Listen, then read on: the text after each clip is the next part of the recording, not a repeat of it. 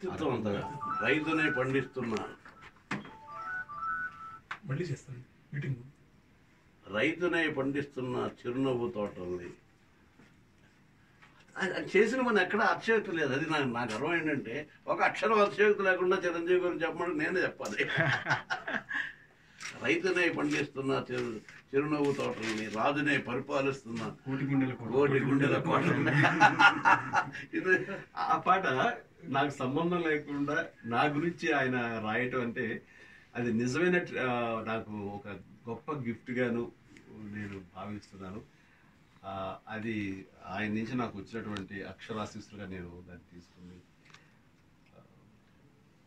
అదొక wonderful gift. అలాగే అంజీ సినిమాలో నేనేదో ఆకాశంలో ఒంటరిగా ఉన్నవాడిని కాదు, మనలో ఉండే మామూలు మనిషిని నేను.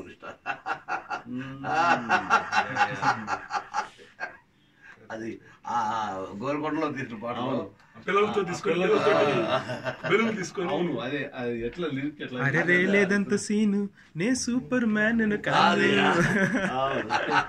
అతి కాబడాయిపోను సింపుల్ గా బతికేస్తాను.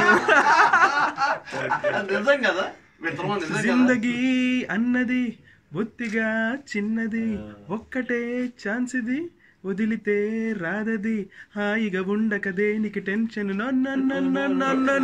లైట్ గా లాగించే బెట్ట లైఫ్ లో ప్రతి పూట, ఎవ సీరియస్ గా లేదు ఫీల్ అయ్యేంత సీన్ ఏముందంట. అవును, ఎప్పుడు అసలు మీరు దూరంగా ఉన్నారు బ్రదర్? ఎప్పుడు లేదు.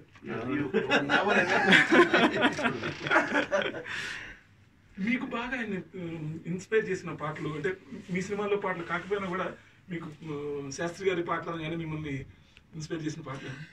ఆయన రాసిన ప్రతి పాట ఆ వాల్యూని విలువని సంతరించుకున్న పాటలేనండి. If you like the video, please like us and subscribe Tollywood Nagar.